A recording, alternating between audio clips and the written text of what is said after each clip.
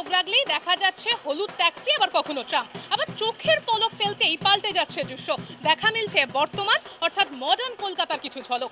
নিশ্চয়ই ভাবছেন এসব আবোল তাবোল আমি কি বলে যাচ্ছি, কেনই বা বলছি তার কারণ রয়েছে। কারণ এই মুহূর্তে আমি রয়েছি ভবানীপুর ৭৫ পল্লীতে, এবং এখানে এসে এই টুকরো টুকরো ছবিগুলোই কিন্তু আমার চোখে ধরা পড়েছে। আপনাদের মতো আমার মনেও একটা কৌতূহল জাগছে যে এবারে তাদের পুজো মণ্ডপ ঠিক কোন থিমে সেজে উঠছে। চলুন জেনে নেওয়া যাক।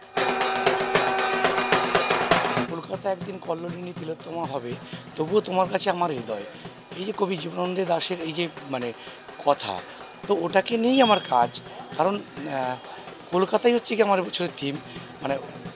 জীবনানন্দ দাশের চোখে দেখা কলকাতা, আর আমরা এখন যে কলকাতাটাকে দেখছি, এই দুটো কলকাতাকেই মানুষ একসঙ্গে দেখবে এই সময় দাঁড়িয়ে কলকাতা।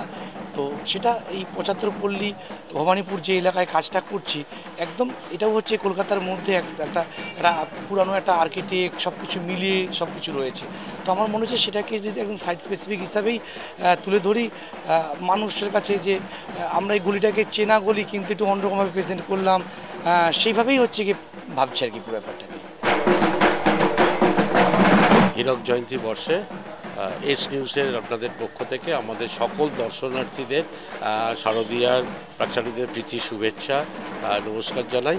এবং তারা সেই সব দর্শনার্থীরা তারা জানে যে সাউথ ক্যালকাটার পুজো যে শুরু হয় সেটাই ভবানীপুর ৭৫ পল্লী থেকে, কেন মেট্রো, যদুবাবুর বাজার, এবং তারা একটা আশা নিয়ে আসে যে এখানে একটা ছোট্ট জায়গা কিভাবে সেখানে পুজোটা হয়, কিভাবে বড় হয়। কিন্তু এবারে এসে তারা চমকে যাবে যে কলকাতার যে বড় বড় পুজোর মধ্যে যেটা আছে, যে আমরা খালি আশ্চর্য হয়ে যাচ্ছি আমাদের শিল্পী আর শিবশঙ্কর দাস যেভাবে এখানে ফুটিয়ে তুলেছে, যে মানুষ আসবে এসে, আমার মনে হয় কেউ হয়তো আসবে একবার, হয়তো তার হয়তো মনটা ভালো লাগবে না, এবারে কিন্তু তাকে ২-৩ বার ধরে এই পুজোটার প্যান্ডেলটা আমাদের দেখতে আসতে হবে।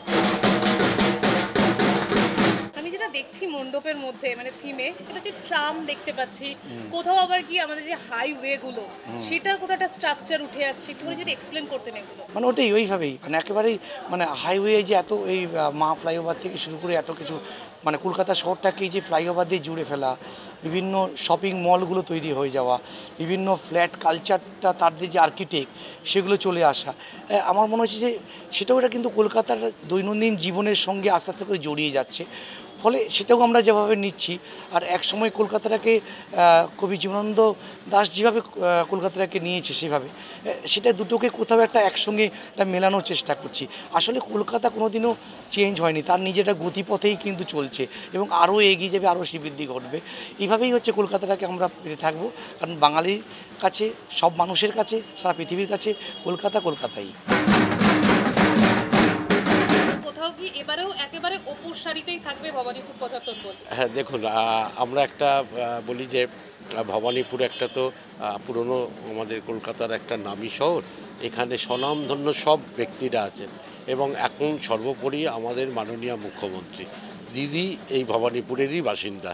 তো সেখানে একটা ভবানীপুরের বুকে একটা এরকম একটা জিনিস তৈরি হচ্ছে যে কি নেই, কি দেখবে না, হ্যাঁ, শিল্প, সৃষ্টি সব এখানে মানুষ এসে দেখতে পাবে, একটা অবাক কিছু একটা ব্যাপার দেখতে পাবে। এবং সেইভাবে আমরাও এবং আমাদের প্রশাসনও আমাদের খুব সহযোগিতা করছে, আমাদের পৌরপিতা পৌরমাতারাও সহযোগিতা করছে, কারণ এই ইনফ্রাস্ট্রাকচারটাকে এবং এই ক্রাউডটাকে কিভাবে ম্যানেজমেন্ট করব আমরা, সেটাও আমাদের সব কিছু পরিকল্পনা চলছে। একদম। ট্রামের কথা যেহেতু বলছিলাম, ট্রাম তো প্রায় একেবারে বলা যেতে পারে নিশ্চিহ্নই হয়ে যাচ্ছে, সে জায়গাতে দাঁড়িয়ে ট্রামের প্রত্যেকটা লাইনে উঠে গিয়েছে, এখন একটাতে গিয়ে দাঁড়িয়েছে। এ ব্যাপারে সেখানে কি একটা কোথাও একটা স্পেসিফিক জায়গা রাখবে এবারের এই থিম আপনাদের? দেখুন, আমরা তো ৬ মাস আগেই হচ্ছে গিয়ে টিজার দিয়ে ট্রাম শুরু করেছিলাম। হঠাৎ করে কয়েকদিন আগে শুনলাম যে ট্রাম হচ্ছে গিয়ে কলকাতা থেকে হয়তো কিছু কিছু জায়গায় চলবে, কিছু কিছু জায়গায় বন্ধ হবে, কারণ সত্যি যানজটের জন্য কলকাতাটাকে রক্ষাও করতে হবে। সব কিছু তো ভাবতে, মানুষের একটা অফিসে দেখলে তার ৩ ঘন্টা সময় লাগে, সেটাকে কিন্তু ভাবতে হবে। সব যাই হোক, কিন্তু ট্রামটা একটা ঐতিহ্য, এখন হয়তো সেটা নেই কিন্তু সেটা থাকবে। তো আমার কাছে মনে হচ্ছে যে ট্রামটাকে আমার রাখা দরকার এই বিষয়টার মধ্যে। মানুষ দেখবে যে কলকাতা মানে ট্রাম বাদে কলকাতা হয় না, ফ্লাইওভার বাদ দিলে কলকাতা হয় না, বা একটা শপিং মল বাদ দিলেও কিন্তু কলকাতা হয় না। কলকাতা সব কিছু নিয়েই আর কি। আর সেখানে কুড়ে ঘর থেকে শুরু করে একটা দর্জির দোকান, সব কিছুই আর কি। ফলে সবটাকেই নিয়ে আর্কিটেক্ট, তার সঙ্গে পুরো জায়গা সাইট স্পেসিফিক সব কিছু মিলে ধরেই আর কি একটা পুরো কাজ করে দেওয়া। পুরনো বাড়ি, ঐতিহ্যবাহী হলুদ ট্যাক্সি থেকে শুরু করে ট্রাম যেমন কলকাতার শহরের একটা প্রাণ, তেমন মডার্ন কলকাতার উঁচু উঁচু বিল্ডিং থেকে শুরু করে শপিং মল, ফ্লাইওভারও কিন্তু আস্তে আস্তে চেনা কলকাতার একটা অংশ হয়ে উঠছে। এবার এই দুইকে যদি এক জায়গায় দেখতে পান তাহলে কেমন হবে? বেশ এক্সাইটিং না?